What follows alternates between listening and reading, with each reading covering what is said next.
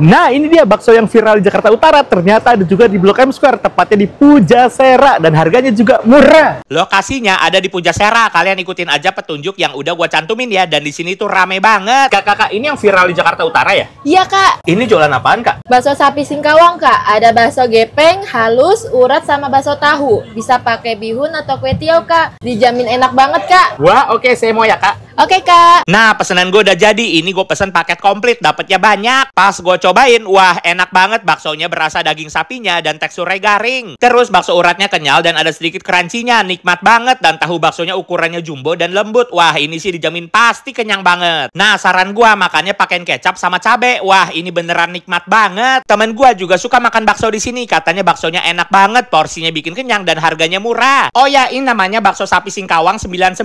Info detailnya udah gue cantumin ya. Yuk buruan cobain dan jangan lupa infoin ke teman kalian juga. Salam kenyang dari kuliner sama Agam.